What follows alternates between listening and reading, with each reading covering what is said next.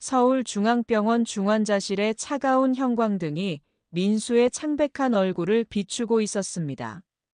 35세의 민수는 3일 전 발생한 교통사고로 인해 생사의 기로에서 헤매다가 간신히 의식을 되찾은 상태였어요. 목과 허리에 심각한 부상을 입어 수술을 받았고 의사들은 완전한 회복까지는 상당한 시간이 걸릴 것이라고 말했습니다. 민수의 손에는 링거가 꽂혀 있었고 각종 의료 장비들이 연결되어 생명을 유지시켜주고 있었어요. 그는 천천히 눈을 뜨며 주변을 살펴봤습니다. 병실에는 민수 혼자뿐이었죠. 가장 먼저 떠오른 생각은 아내 지연이었어요. 지연아, 어디 있어? 민수가 약한 목소리로 중얼거렸습니다. 3년 전 결혼한 지연은 민수에게 있어 세상의 전부였어요. 연애 2년, 결혼 3년 동안 단 한 번도 크게 다툰 적이 없을 정도로 서로를 아꼈습니다. 지연은 항상 민수를 웃게 만들어주는 밝은 성격의 여자였고, 민수 역시 지연을 위해서라면 무엇이든 할 수 있다고 생각했어요. 민수는 떨리는 손으로 침대 옆 테이블에 있던 휴대폰을 집어들었습니다. 지연에게 전화를 걸어보려 했지만 손에 힘이 제대로 들어가지 않았어요. 간신히 전화를 걸어봤지만 계속 꺼져 있다는 안내 음성만 들렸습니다. 왜 꺼져 있지? 민수는 불안해하며 다시 전화를 걸어봤지만 결과는 같았어요. 그 다음으로 떠오른 사람은 절친한 친구 태호였습니다. 대학 시절부터 함께 해온 태호는 민수에게 형제 같은 존재였어요. 평소에도 자주 만나 술을 마시며 속 깊은 이야기를 나누던 사이였습니다. 민수는 태호에게도 전화를 걸어봤지만 역시 연결되지 않았어요. 문자 메시지라도 보내려고 했지만 손가락에 힘이 들어가지 않아 제대로 타이핑하기 어려웠습니다. 간호사님. 민수가 간신히 목소리를 내어 간호사를 불렀어요. 곧 젊은 간호사가 달려왔습니다. 네, 무엇을 도와드릴까요? 제 아내한테 연락 좀 해주실 수 있나요?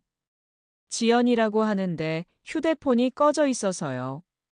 간호사는 민수의 보호자 연락처를 확인해 봤지만 지연의 휴대폰은 계속 꺼져 있었어요. 죄송합니다. 계속 연결이 안 되네요. 다른 연락처는 없으신가요? 민수는 태호의 번호를 알려줬지만 결과는 마찬가지였습니다. 간호사는 미안한 표정을 지으며 조금 더 시도해 보겠습니다 라고 말하고 나갔어요. 혼자 남은 병실에서 민수는 점점 불안해지기 시작했습니다. 아내와 친구 모두에게 연락이 안 된다는 게 이상했어요. 평소 지연은 휴대폰을 꺼놓는 일이 거의 없었거든요. 직장에서도 항상 연락이 되는 상태를 유지했고 민수가 조금만 늦어도 걱정해서 전화를 하던 사람이었습니다. 혹시 사고 소식을 들었을까? 민수는 스스로를 달래려 했어요. 분명히 병원에 오고 있을 거야. 하지만 시간이 지날수록 불안감은 더욱 커져만 갔습니다. 민수는 창밖을 바라보며 지연이 병실 문을 열고 들어올 모습을 상상해 봤어요. 눈물을 흘리며 여보, 괜찮아요 라고 말하며 달려올 지연의 모습을 떠올리니 조금이나마 마음이 안정되었습니다. 오후가 되자 의사가 회진을 돌았어요. 수술은 성공적이었습니다. 하지만 완전한 회복까지는 최소 6개월은 걸릴 것 같아요. 재활 치료도 꾸준히 받으셔야 하고요. 의사 선생님, 제 아내한테 연락이 안 되는데 혹시 사고 소식 듣고 아내가 오면 전해주실 수 있나요? 의사는 고개를 끄덕였습니다. 물론이죠. 보호자분이 오시면 자세히 설명해 드리겠습니다. 저녁이 되어서야 민수는 간신히 문자 메시지 한 통을 보낼 수 있었어요. 지연에게 보낸 문자는 간단했습니다. 여보, 사고 났어. 중앙병원에 있어. 빨리 와줘. 하지만 답장은 오지 않았습니다. 태호에게도 같은 내용의 문자를 보냈지만 역시 답장이 없었어요. 민수는 점점 초조해지기 시작했습니다. 밤이 되자 병실은 더욱 적막해졌어요. 복도에서 들리는 간호사들의 발걸음 소리와 다른 환자들의 신음소리만이 민수의 귀에 들렸습니다. 민수는 천장을 바라보며 지연과의 추억들을 떠올렸어요. 첫 만남부터 시작해서 첫 데이트, 프러포즈 했던 순간, 결혼식까지 모든 순간들이 영화처럼 지나갔습니다. 지연은 항상 민수 곁에 있었고 힘들 때마다 따뜻하게 위로해주던 사람이었어요. 분명히 내일은 올 거야. 민수는 스스로를 위로하며 잠을 청하려 했습니다. 하지만 걱정과 불안감 때문에 쉽게 잠들 수 없었어요. 새벽 시간이 되어서야 민수는 깜빡 잠이 들었습니다. 꿈속에서는 지연이 병실로 뛰어와 여보, 정말 미안해요. 연락을 못 받았어요라고 말하며 민수의 손을 꼭 잡아주었어요. 하지만 그것은 꿈일 뿐이었습니다. 다음 날 아침이 되어도 지연과 태호로부터는 아무런 연락이 없었어요. 민수의 마음속 불안감은 점점 더 커져만 갔습니다. 간호사가 아침 회진을 돌며 오늘도 보호자분 연락이 안 되네요 라고 말했을 때 민수는 뭔가 심각한 일이 일어났을 수도 있다는 생각이 들기 시작했어요. 하지만 여전히 민수는 희망을 잃지 않으려 했습니다. 분명히 합당한 이유가 있을 거라고, 곧 연락이 올 거라고 믿고 있었거든요. 민수가 깨어난 지 이틀째 되는 날 오후, 드디어 휴대폰에 문자 메시지 하나가 도착했습니다. 발신자는 지연이었어요. 민수는 반가운 마음에 서둘러 문자를 열어봤습니다. 여보, 미안해요. 태호와 갑작스럽게 중요한 출장이 생겨서 해외에 나와 있어요.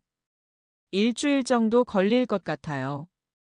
걱정 마세요. 민수는 문자를 읽고 나서 잠시 멍하니 있었습니다.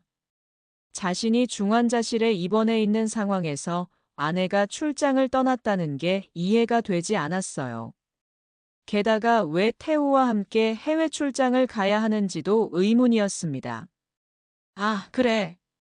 회사 일이니까 어쩔 수 없지. 민수는 스스로를 달래려 했어요. 하지만 마음 한구석에서는 뭔가 이상하다는 생각이 들었습니다. 지연은 평범한 회사원이었고 해외 출장을 갈 일이 거의 없는 부서에서 일했어요.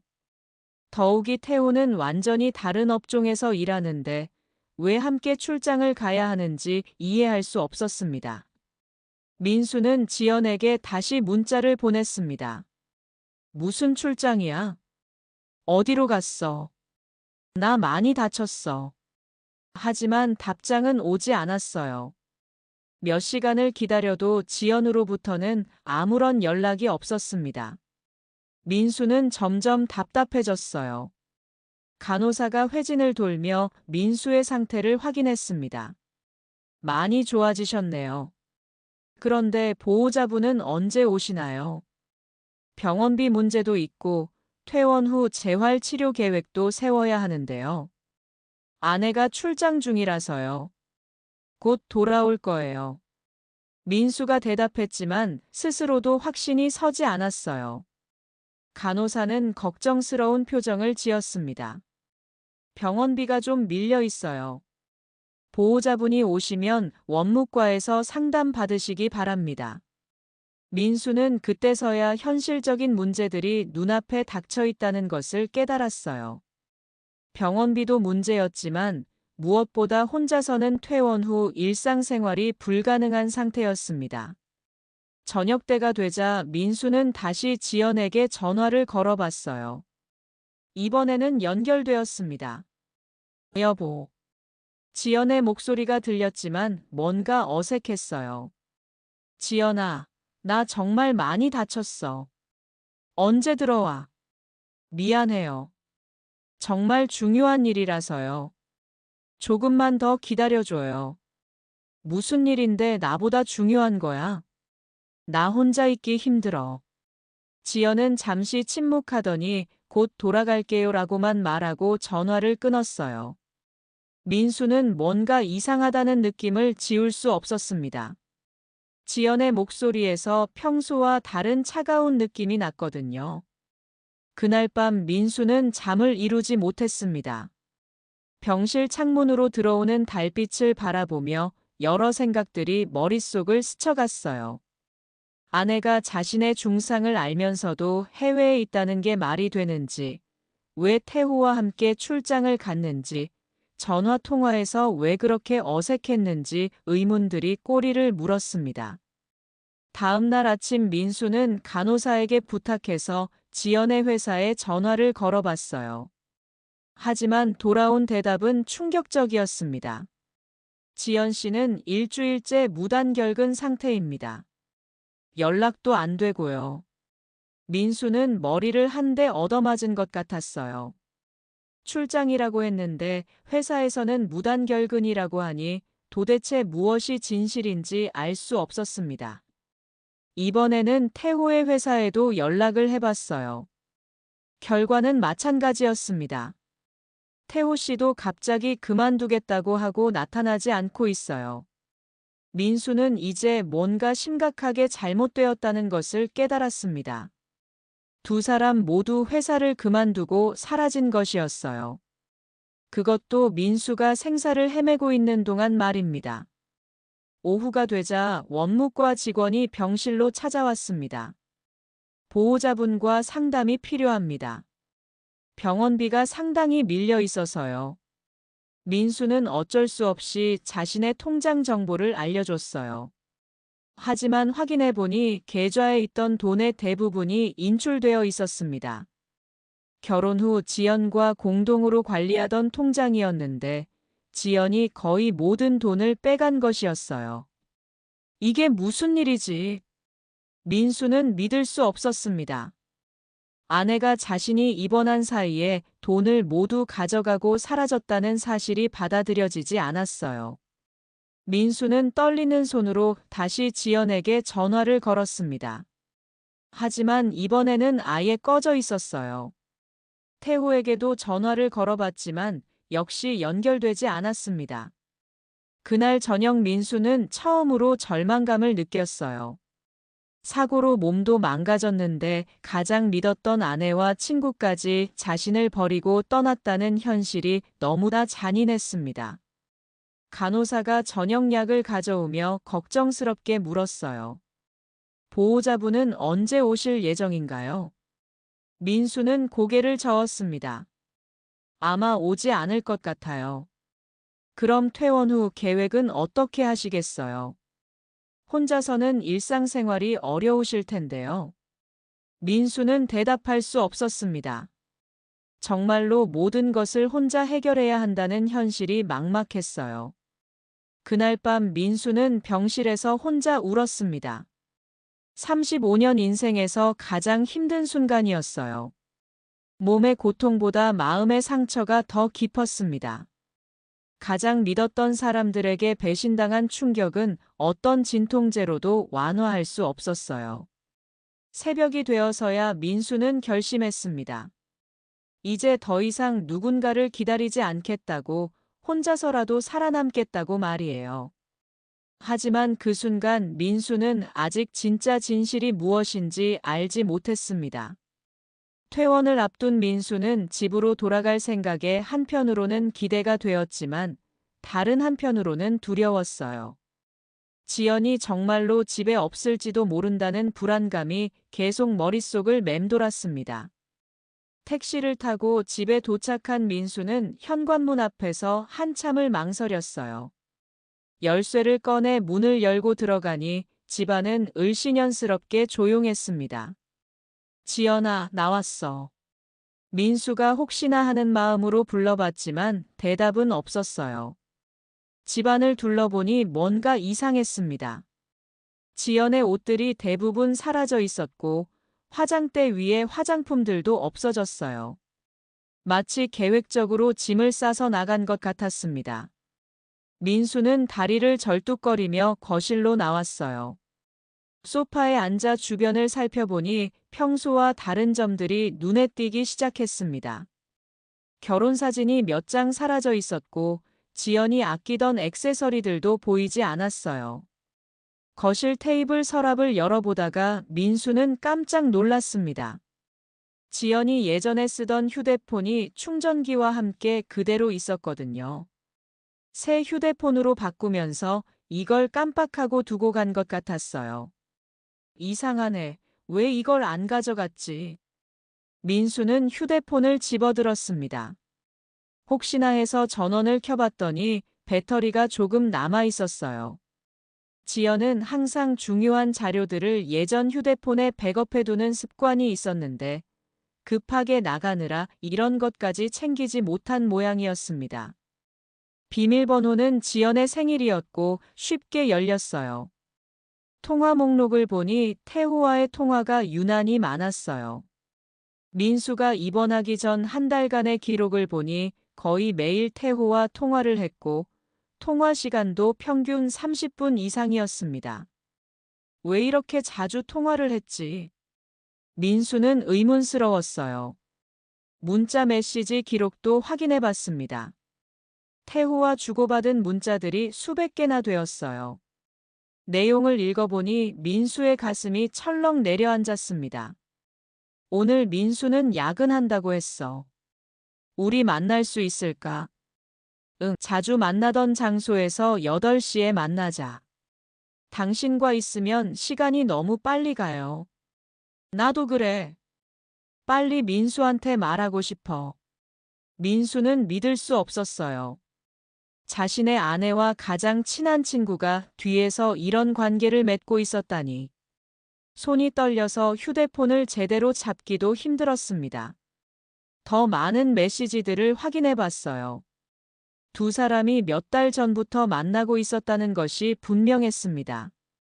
심지어 민수가 출장 갔을 때 집에서 만났다는 내용까지 있었어요. 이런 일이 있을 수 있나? 민수는 소파에서 일어나지도 못하고 그대로 주저앉았습니다. 더 충격적인 것은 민수의 사고 직후에 주고받은 메시지들이었어요. 민수가 사고가 났다니까 어떡하지? 걱정하지 마. 이제 우리가 당당하게 만날 수 있는 기회야. 하지만 병원에 가서 간병해야 하는 거 아니야? 왜? 우리가 새로 시작하려는데 왜 그래야 해? 민수는 더 이상 읽을 수 없었어요. 자신이 생사를 헤매고 있을 때 두 사람은 이것을 기회라고 생각하고 있었던 것입니다. 휴대폰을 바닥에 떨어뜨린 민수는 한동안 아무것도 할 수 없었어요. 배신감과 분노, 그리고 절망감이 한꺼번에 밀려왔습니다. 시간이 조금 지나자 민수는 다시 휴대폰을 집어들었어요. 더 많은 진실을 알아야 한다고 생각했습니다. 사진 앨범을 확인해 보니 더욱 충격적인 것들이 있었어요. 태호와 지연이 함께 찍은 사진들이 수십 장 있었습니다. 카페에서, 공원에서, 심지어 모텔로 보이는 곳에서까지. 모든 사진에서 두 사람은 연인 같은 모습이었어요. 사진 날짜들을 보니 몇 달 전부터 꾸준히 만나왔다는 것을 알 수 있었습니다. 가장 최근 사진은 민수가 입원하기 일주일 전에 찍힌 것이었습니다. 두 사람이 여행용품점에서 가방을 고르는 모습이었어요. 메모에는 곧 떠날 수 있을까라고 적혀 있었습니다. 또 다른 사진에서는 두 사람이 여행 계획을 세우며 여행 장소를 찾고 있는 모습이 보였어요. 민수 몰래 준비하는 우리만의 여행이라는 메모가 함께 있었습니다. 이미 다 계획하고 있었구나. 민수는 이제 모든 것이 이해되었어요. 자신의 사고는 그들에게 기회가 되었을 뿐이었습니다. 민수는 집안을 더 자세히 살펴봤어요. 옷장을 열어보니 태호의 옷이 몇 벌 걸려 있었습니다. 평소에 집에 놀러와서 갈아입고 간 것이라고 생각했는데 이제 보니 다른 의미였어요. 얼마나 자주 여기서 하룻밤을 보냈는지 짐작할 수 없었어요. 민수는 침실로 들어가 침대에 앉았습니다. 이 침대에서 지연과 태호가 함께 시간을 보냈다고 생각하니 역겨웠어요. 결혼 반지를 빼려고 했지만 부종으로 인해 쉽게 빠지지 않았습니다. 저녁이 되자 민수는 냉장고를 열어봤어요. 거의 비어 있었지만 맥주 몇 캔이 남아 있었습니다. 평소라면 절대 낮술을 마시지 않았지만 오늘만은 예외였어요. 맥주를 마시며 민수는 그동안의 일들을 되돌아봤습니다. 지연이 요즘 들어 자주 야근한다고 했던 것, 태호와 자주 마주쳤다며 우연을 가장했던 것, 휴대폰을 예민하게 지켰던 것, 모든 것이 이제야 이해되었어요. 가장 분했던 것은 자신이 전혀 눈치채지 못했다는 사실이었습니다. 두 사람이 몇 달 동안 자신을 속이고 있었는데 전혀 의심하지 않았던 자신이 바보 같았어요. 그날 밤 민수는 거의 잠을 이루지 못했습니다. 침대에 누워 있으면 지연과 태호의 모습이 자꾸 떠올랐거든요. 결국 소파에서 밤을 보냈지만 잠은 오지 않았습니다. 새벽이 되어서야 민수는 결심을 했어요. 이제 더 이상 당할 수만은 없다고 생각했습니다. 두 사람이 언젠가 돌아올 텐데 그때까지 준비를 해야 했어요. 민수는 지연의 휴대폰에 있던 모든 증거들을 자신의 휴대폰으로 옮겼습니다. 사진들, 문자 메시지들, 통화 기록들을 모두 백업해 놨어요. 언젠가는 이런 증거들이 필요할 것 같았거든요. 그리고 마음속으로 다짐했습니다. 이제는 절대 호락호락하게 당하지 않겠다고, 반드시 대가를 치르게 하겠다고 말이에요. 민수가 혼자 집에서 지낸 지 한 달이 지났을 무렵, 드디어 지연과 태호가 나타났습니다. 어느 날 오후 초인종이 울렸고 민수가 문을 열어보니 두 사람이 서 있었어요. 지연은 선태난 얼굴로 여유로운 표정이었고 태호 역시 편안한 모습이었습니다. 여보, 오랜만이에요. 지연이 마치 아무 일 없었다는 듯이 인사했어요. 민수는 할 말을 잃었습니다. 한 달 동안 연락 한 번 없이 지내다가 이렇게 당당하게 나타나다니. 더욱 놀라운 것은 두 사람의 태도였어요. 형, 그동안 잘 지냈어? 태호도 평상시처럼 인사했습니다. 민수는 두 사람을 집 안으로 들여보냈어요. 거실에 앉은 지연과 태호는 서로 자연스럽게 손을 잡고 있었습니다. 더 이상 숨길 생각이 없는 것 같았어요. 우리 이야기할 게 있어요. 지연이 먼저 말문을 열었습니다. 이혼해요. 민수는 예상했던 말이었지만 직접 들으니 충격이었어요. 이혼하자고. 네, 우리는 이미 끝났어요. 태호와 진짜 사랑하고 있거든요. 태호도 거들었습니다. 형, 미안해. 하지만 감정은 어쩔 수 없잖아. 민수는 두 사람의 뻔뻔함에 어이가 없었어요. 감정을 어쩔 수 없다고. 그래서 내가 죽어가고 있을 때 여행을 간 거야? 우리가 사랑하는데 왜 숨어야 해? 지연이 당당하게 말했습니다. 이제 자유롭게 사랑하고 싶어요. 민수는 가슴이 터질 것 같았어요. 자유롭게 사랑하고 싶다고. 그럼 나는 뭐야? 5년 동안 우리가 뭐였어? 그건 그때고 이건 지금이에요. 지연의 목소리에는 미안함이나 죄책감이 전혀 느껴지지 않았습니다. 태호도 마찬가지였어요. 형도 이해해줘. 우리가 진심으로 사랑한다고. 민수는 더 이상 참을 수 없었습니다. 이해해달라고? 내가 병원에서 죽어가고 있을 때 둘이 놀러 다닌 걸 이해해달라고. 과장하지 마요. 죽지 않았잖아요. 지연이 차갑게 말했어요. 민수는 믿을 수 없었어요. 자신의 아내가 이렇게 냉정한 사람이었나 싶었습니다. 좋아, 이혼하자. 하지만 내가 바람을 핀 것도 다 알고 있어. 민수가 지연의 옛 휴대폰을 꺼내며 말했습니다. 지연과 태호의 얼굴이 잠시 굳었어요. 하지만 곧 다시 당당한 표정이 되었습니다. 그래서 어쩔 건데? 지연이 도리어 따져 물었습니다. 우리가 사랑해서 만났는데 그게 잘못이야? 사랑이라고? 그딴 게 사랑이야? 민수가 분노에 찬 목소리로 말했어요. 그럼 뭔데요? 우리는 서로 진심이에요. 형, 우리도 어쩔 수 없었어. 서로 좋은 걸 어떡하겠어. 죄를 지은 건 아니잖아. 민수는 두 사람의 논리를 이해할 수 없었어요. 불륜을 사랑으로 포장하고 배신을 어쩔 수 없는 감정으로 합리화하고 있었습니다. 좋아, 법정에서 보자. 민수가 단호하게 말했습니다. 며칠 후 민수는 변호사를 찾아가 이혼 소송을 준비했어요. 지연의 옛 휴대폰에서 찾은 모든 증거들을 정리해서 변호사에게 보여줬습니다. 이 정도면 승소는 확실합니다. 변호사가 말했어요. 명백한 불륜 증거니까요.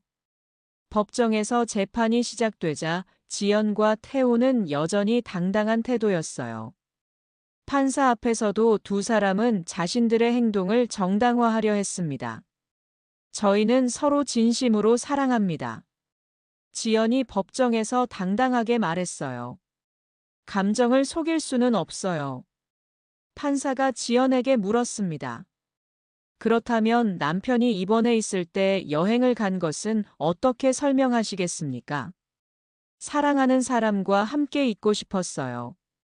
그게 잘못인가요? 판사도 지연의 뻔뻔함에 혀를 찼어요. 결국 재판 결과는 민수의 완승이었습니다. 명백한 불륜 증거들로 인해 지연은 위자료 5억 원을 배상하라는 판결을 받았고 재산 분할도 받을 수 없게 되었어요. 하지만 판결을 듣고 나서도 두 사람의 반응은 예상과 달랐습니다. 돈이 뭐가 중요해요? 지연이 법정을 나오며 말했어요. 우리에겐 진정한 사랑이 있어요.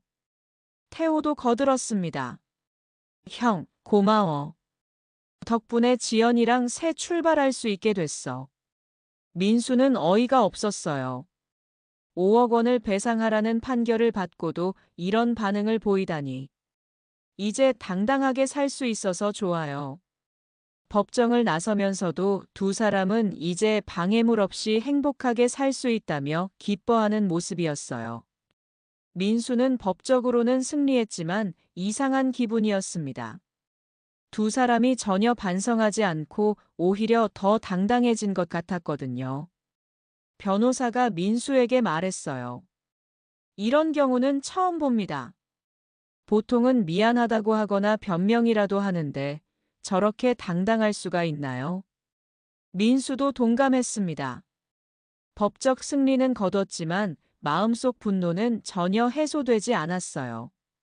오히려 두 사람의 뻔뻔한 태도 때문에 더욱 화가 났습니다. 그날 밤 민수는 집에 혼자 앉아 생각했어요. 언젠가는 저 두 사람에게 진짜 대가를 치르게 하고 싶다는 마음이 더욱 굳어졌어요. 이혼이 확정된 후 민수는 모든 것을 새로 시작해야 했습니다. 지연과 공동으로 살던 아파트는 팔아야 했고 혼자 살 수 있는 작은 원룸을 구해야 했어요. 몸도 완전히 회복되지 않은 상태에서 이사는 쉽지 않았습니다. 이사비도 만만치 않네. 민수는 통장 잔고를 확인하며 한숨을 쉬었어요. 위자료 5억 원을 받기로 했지만 지연에게는 당장 그런 돈이 없었습니다. 분할 납부하기로 했지만 첫 달부터 제대로 입금되지 않았어요. 민수는 결국 작은 원룸으로 이사했습니다. 이전에 살던 아파트와는 비교할 수 없을 정도로 좁고 낡았습니다. 이제 진짜 혼자구나. 민수는 텅 빈 원룸에 앉아 현실감을 느꼈어요. 하지만 자괴감에 빠져 있을 시간은 없었습니다. 재활치료도 계속 받아야 했고 생계도 해결해야 했거든요. 다행히 교통사고 보험금으로 당분간은 버틸 수 있었지만 장기적으로는 일을 해야 했어요. 문제는 몸 상태였습니다. 아직도 오래 서 있기 힘들었고 무거운 것을 들기도 어려웠어요. 사무직을 하기에는 경력이나 학력이 부족했고 육체 노동을 하기에는 몸이 따라주지 않았습니다. 그래도 뭐라도 해야지. 민수는 집에서 할 수 있는 일을 찾기 시작했어요. 평소 컴퓨터를 좋아했던 민수는 온라인으로 컴퓨터 수리 서비스를 시작해 보기로 했습니다. 직접 출장을 가서 수리해 주는 것은 어렵지만 부품을 구해서 조립하거나 간단한 수리는 집에서도 할 수 있었어요. 중고나라나 당근마켓에 컴퓨터 수리 및 업그레이드라는 글을 올렸습니다. 처음에는 반응이 거의 없었어요. 하루 종일 기다려도 문의가 한두 건 오는 정도였습니다. 이것도 쉽지 않네.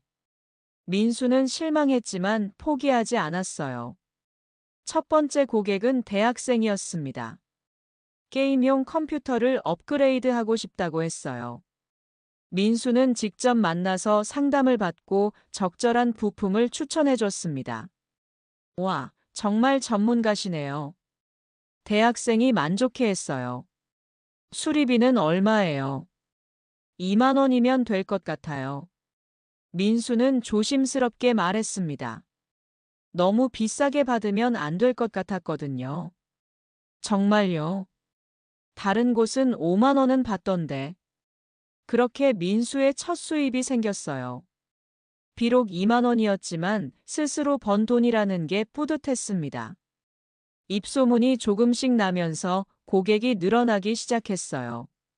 하루에 1-2건 정도의 작업을 할 수 있게 되었고 일주일에 10만 원 정도 벌 수 있었습니다. 이 정도로는 생활비도 부족해. 민수는 더 많은 수입원을 찾아야 했어요. 컴퓨터 수리뿐만 아니라 중고 전자제품 판매도 시작했습니다. 고장난 컴퓨터나 노트북을 싸게 사서 수리한 후 되팔았어요. 마진이 크지는 않았지만 안정적인 수입원이 되었습니다. 몇 개월이 지나자 민수는 나름대로 시스템을 만들어 갔어요. 오전에는 수리 작업을, 오후에는 중고 제품 매입과 판매를 했습니다. 저녁에는 온라인으로 고객 상담을 했어요. 조금씩 안정되어 가고 있어. 민수는 자신감을 회복하기 시작했습니다. 하지만 여전히 생활은 빠듯했어요. 그 무렵 민수는 재활 치료를 받으면서 비슷한 처지의 사람들을 많이 만났어요. 사고나 질병으로 인해 인생이 바뀐 사람들이었습니다. 우리 같은 사람들은 정말 힘들어요. 한 환자가 민수에게 말했어요. 건강할 때는 몰랐는데 몸이 아프면 세상이 다르게 보여요. 민수도 공감했습니다. 예전에는 당연하게 여겼던 것들이 이제는 어려워졌거든요. 하지만 민수는 절망하지 않으려고 했어요. 오히려 이런 상황을 기회로 만들어 보고 싶었습니다. 언젠가는 다시 일어설 수 있을 거야. 민수는 자신에게 다짐했어요. 밤늦게 혼자 원룸에 앉아 컴퓨터 작업을 하다 보면 외로움이 밀려왔습니다. 예전에는 지연과 함께 저녁을 먹고 드라마를 보며 시간을 보냈는데 이제는 모든 것을 혼자 해야 했어요. 그래도 배신당하며 살기보다는 낫지. 민수는 스스로를 위로했습니다. 가끔 지연과 태우가 어떻게 살고 있을지 궁금했지만 일부러 알아보려 하지 않았어요. 그들은 이제 과거의 사람들이었고 민수는 미래를 위해 살아야 했습니다. 비록 작은 시작이었지만 포기하지 않는 것이 중요하다고 생각했습니다. 매일 밤 잠자리에 들 때마다 내일은 더 나아질 거야 라고 자신에게 말하며 희망을 잃지 않으려 노력했어요. 민수가 컴퓨터 수리 일을 시작한 지 1년이 지나자 조금씩 변화가 일어나기 시작했습니다. 단순한 수리에서 벗어나 더 전문적인 영역에 관심을 갖게 되었어요. 요즘 보안 문제가 심각하다더라. 민수는 뉴스를 보며 생각했습니다. 개인정보 유출 사건들이 연일 보도되고 있었고 중소기업들도 보안에 대한 관심이 높아지고 있었어요. 민수는 이것이 기회가 될 수 있다고 생각했습니다. 민수는 밤마다 온라인 강의를 들으며 보안 기술을 공부하기 시작했어요. 네트워크 보안, 정보 보안, 해킹 방어 기술까지 닥치는 대로 배웠습니다. 몸은 불편하지만 머리는 멀쩡하니까. 민수는 지식으로 승부해보기로 했어요. 6개월간 열심히 공부한 후 민수는 관련 자격증들을 취득했습니다.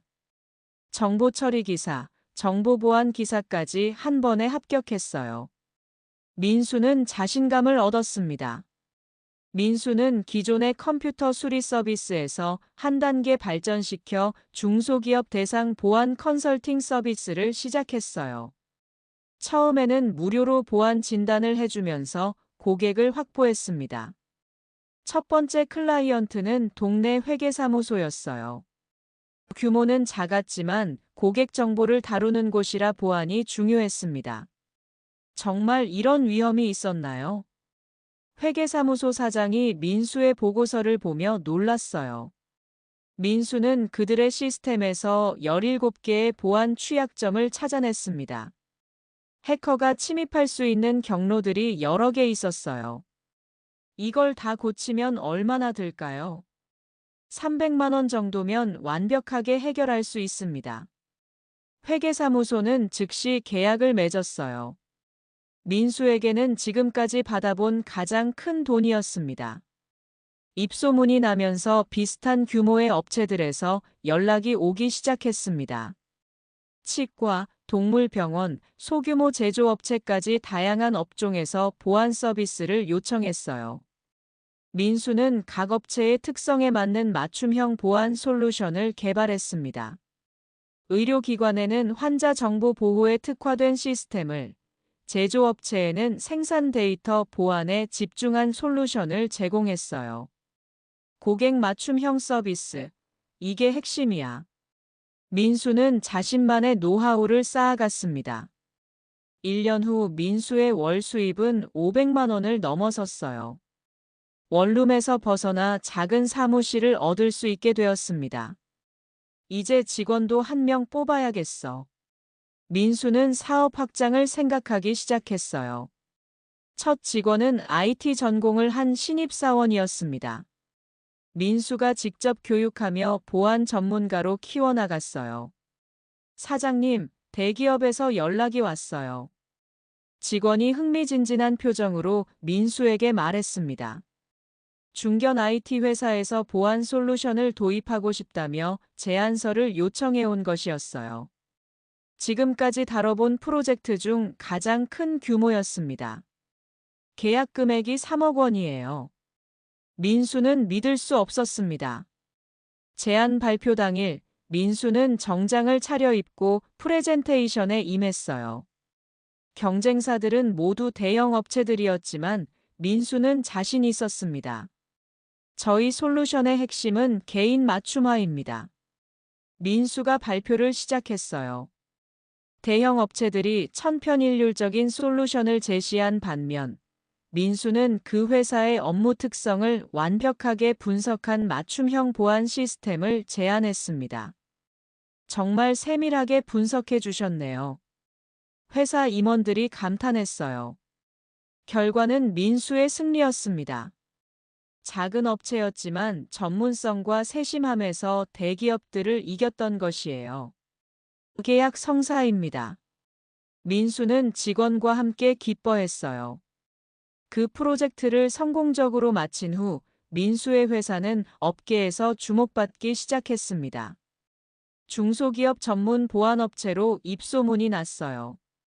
민수는 본격적인 사업 확장에 나섰습니다. 새로운 사무실을 얻고 우수한 개발자들을 영입했어요. 민수 자신도 대표이사가 되어 회사를 이끌어갔습니다. 3년이 지나자 민수의 회사는 연매출 30억 원을 달성했어요. 직원도 25명으로 늘어났고 안정적인 고객층을 확보했습니다. 사장님, 상장 준비를 해보면 어떨까요? 새로 영입한 CFO가 제안했어요. 민수는 깜짝 놀랐습니다. 네, 이 정도 성장세라면 충분히 가능할 것 같아요. 민수는 꿈만 같았어요. 불과 5년 전만 해도 원룸에서 컴퓨터나 고치던 자신이 상장을 논의하게 되다니. 2년 후 민수의 회사는 코스닥에 상장했습니다. 상장 첫날 주가가 공모가에 300까지 올랐어요. 축하드립니다, 사장님. 직원들이 샴페인을 터뜨리며 축하했습니다. 민수는 창밖을 바라보며 감회가 새로웠어요. 7년 전 병실에서 절망했던 자신이 이제는 연매출 500억 원 규모의 회사를 운영하는 CEO가 되어 있었습니다. 정말 꿈만 같아. 민수는 중얼거렸어요. 상장 후 민수의 개인 자산은 200억 원을 넘어섰습니다. 명실상부한 백만장자가 된 것이었어요. 언론에서도 민수를 주목하기 시작했습니다. 교통사고 피해자에서 IT 대부로라는 제목의 기사가 나오기도 했어요. 민수 대표는 어떻게 이런 성공을 이룰 수 있었나요? 기자가 인터뷰에서 물었습니다. 포기하지 않았던 것 같아요. 가장 힘들 때도 미래를 포기하지 않았거든요. 민수는 정말로 바닥에서부터 다시 일어선 케이스였습니다. 그 누구의 도움 없이 오로지 자신의 힘으로 성공을 이뤄낸 것이었어요. 민수의 성공 소식이 언론에 보도된 지 일주일 후 예상치 못한 전화가 걸려왔습니다. 오랜만에 듣는 목소리였어요. 민수 형, 나 태호야. 민수는 순간 할 말을 잃었습니다. 7년 만에 듣는 태호의 목소리는 예전과 많이 달랐어요. 자신감 넘치던 목소리는 온데간데 없고 초라한 느낌이었습니다. 뭔 일이야? 민수가 차갑게 물었어요. 형, 만나서 이야기할 수 있을까? 할 말이 있어. 민수는 거절하려 했지만 호기심이 생겼습니다. 7년 만에 연락한 이유가 궁금했어요. 좋아, 만나자. 다음 날 민수는 강남의 한 호텔 라운지에서 태호를 만났습니다. 7년 전의 태호와는 완전히 다른 모습이었어요. 헐렁한 옷에 상당히 말라 있었고 얼굴에는 생기가 없었습니다. 형, 정말 오랜만이야. 태호가 어색하게 인사했어요.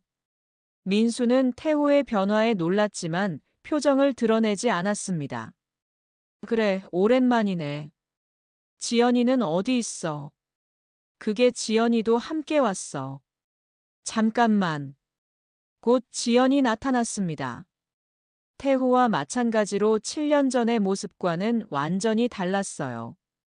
예전에 당당하고 자신감 넘치던 모습은 찾을 수 없었습니다.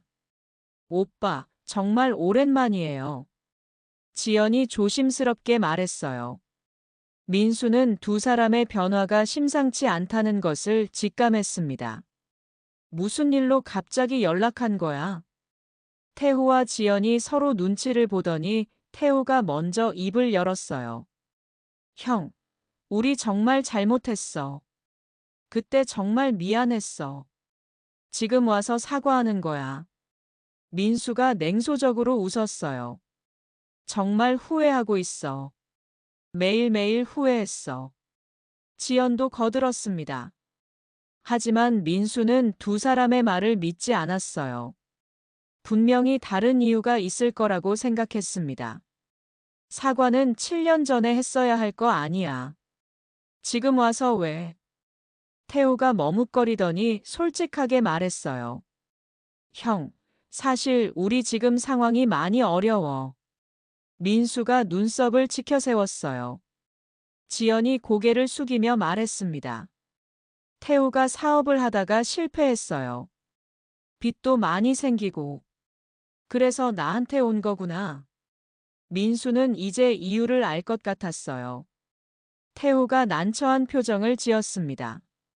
형, 우리가 정말 잘못했어. 하지만 지금 상황이 너무 급해서. 얼마나 급한데? 민수가 직설적으로 물었어요. 사실 집도 넘어갔고 카드빚도 8천만 원이야. 매일 독촉 전화가 와. 지연도 울먹이며 말했습니다. 우리 정말 죽을 것 같아요. 도와주세요. 민수는 두 사람을 바라보며 복잡한 심경이었어요.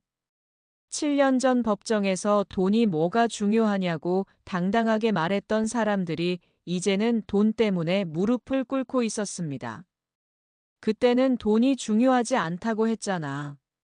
민수가 차갑게 말했어요. 태호의 얼굴이 붉어졌습니다. 그때는 그때고 지금은 정말 급한 상황이야. 사랑이 있으면 돈은 필요 없다고 하지 않았나. 지연이 눈물을 흘리며 말했습니다. 오빠, 우리가 정말 철없었어요. 용서해 주세요. 7년 전의 당당함은 온데간데 없고 완전히 굴복한 모습이었습니다. 용서해달라고? 그럼 그때 내가 병원에서 혼자 있을 때는 생각 안 했니? 태우가 무릎을 꿇더니 말했습니다. 형, 정말 미안해. 내가 정말 잘못했어. 제발 도와줘. 지연도 함께 무릎을 꿇었어요. 오빠, 우리가 잘못했어요. 한 번만 도와주세요. 민수는 7년 전을 떠올렸습니다. 법정에서 이제 방해물 없이 행복하게 살 수 있다며 웃었던 그들의 모습과 지금의 모습이 너무 대조적이었어요. 얼마나 필요한데? 민수가 물었습니다. 5천만 원만 있으면 당장 급한 불은 끌 수 있어. 태호가 애원하듯 말했어요. 5천만 원이라. 민수는 잠시 생각했어요. 지금의 자신에게는 큰 돈이 아니었지만 그들에게는 절박한 금액이었습니다. 형, 정말 갚을게. 이자도 다 쳐서 갚을게. 태호가 거듭 애걸했어요. 민수는 두 사람을 내려다보며 말했습니다. 7년 전에 너희가 나한테 한 일을 똑똑히 기억해. 기억해요. 정말 잘못했어요. 지연이 울며 말했어요. 그때 너희는 내가 죽어가도 상관없다고 했지. 태우가 고개를 숙였습니다. 정말 미안해. 그때 우리가 미쳤었어. 민수는 자리에서 일어났습니다. 미안하지만 도와줄 수 없어. 형, 제발. 태우가 민수의 다리를 붙잡았어요. 오빠, 정말 죽을 것 같아요. 지연도 울부짖었습니다. 하지만 민수는 돌아보지 않고 자리를 떠났어요. 7년 동안 기다려온 순간이었지만 막상 복수를 완성하고 나니 허무한 기분이었습니다. 호텔을 나오면서 민수는 뒤돌아보지 않았어요. 그들의 애원 소리가 들려왔지만 발걸음을 멈추지 않았습니다. 이제 정말로 끝난 것 같았어요. 태호와 지연을 만나고 며칠이 지난 후 민수는 더욱 충격적인 소식을 들었습니다. 두 사람이 다른 사람들에게도 같은 방식으로 돈을 빌리려 다녔다는 것이었어요. 사장님, 이것 좀 보세요. 비서가 인터넷 기사를 보여줬습니다. 지연이 민수의 이름을 이용해서 여러 사람들을 속였다는 내용이었습니다. 지금까지도 이런 짓을 하고 있었구나. 민수는 분노가 치밀어 올랐어요. 자세히 읽어보니 지연과 태호는 민수와 가까운 사이라고 속이며 여러 사람들에게 돈을 빌렸다가 갚지 않았다는 것이었습니다. 심지어 곧 민수한테서 큰 돈이 들어올 예정이라고 거짓말까지 했다고 했어요.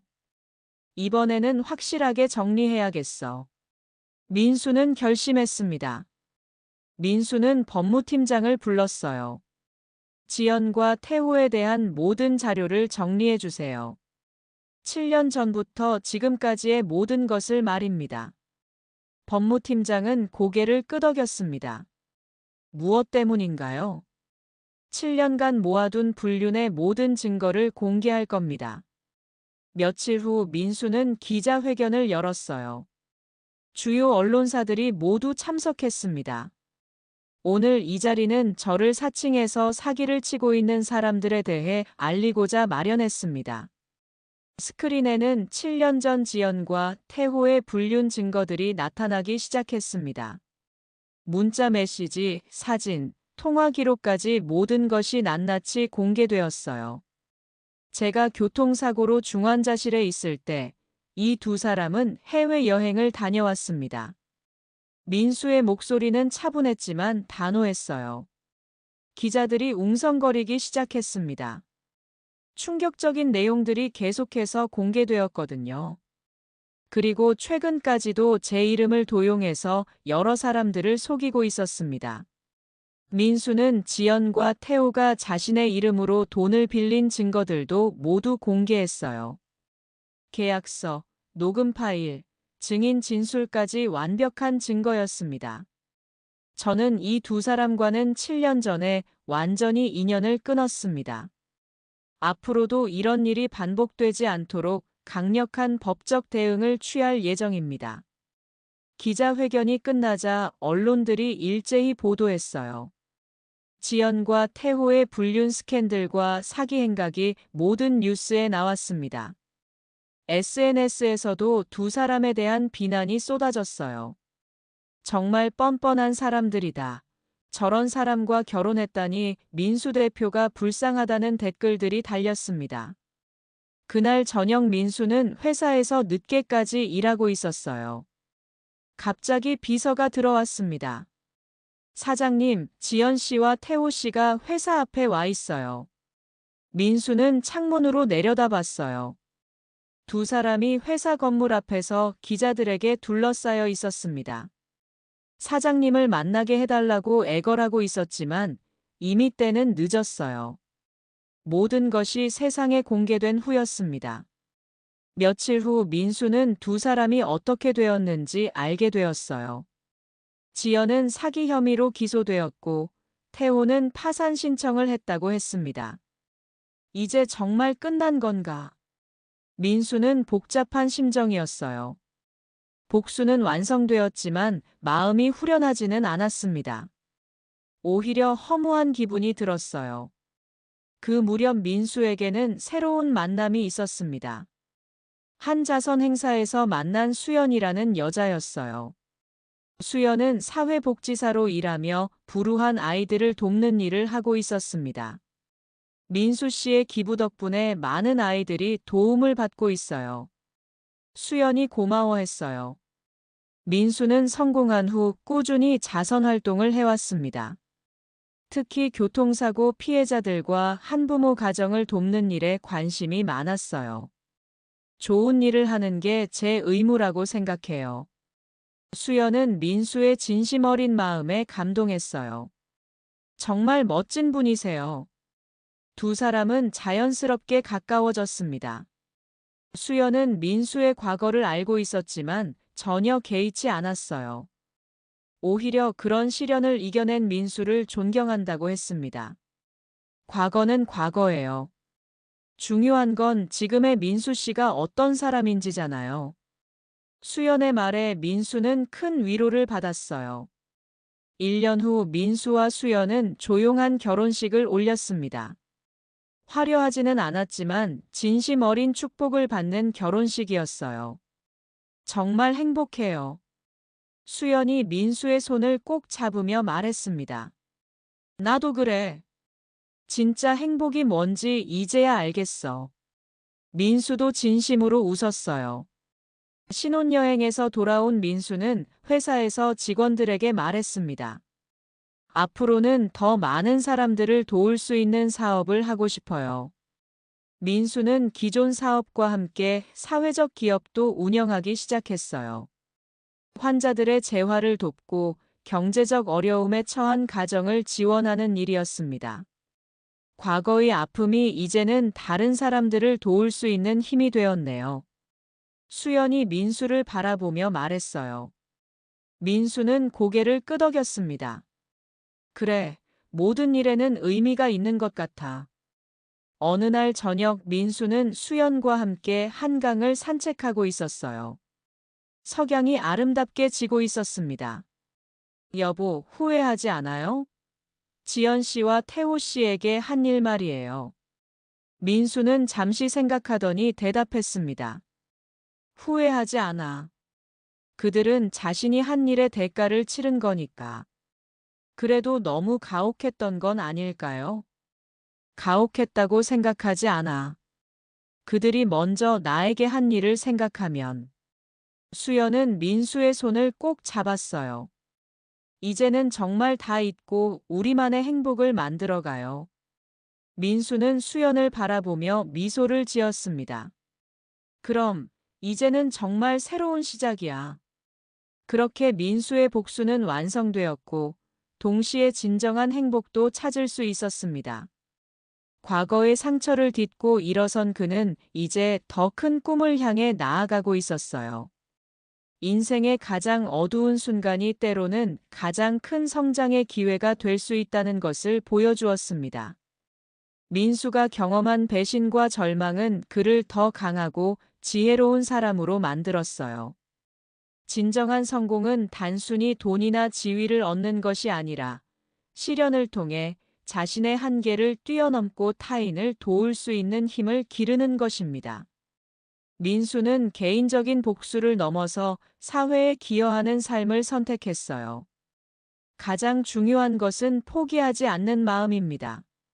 민수가 병실에서, 원룸에서, 작은 사무실에서도 희망을 잃지 않았기에 오늘의 성공이 가능했어요. 인생의 밑바닥에서도 한 걸음씩 나아가면 반드시 새로운 기회가 찾아온다는 것을 보여주었습니다. 오늘 이야기 어떠셨나요? 구독과 좋아요는 잊지 마시고 소중한 댓글 하나가 정말 큰 힘이 됩니다. 시청해주셔서 진심으로 감사드립니다.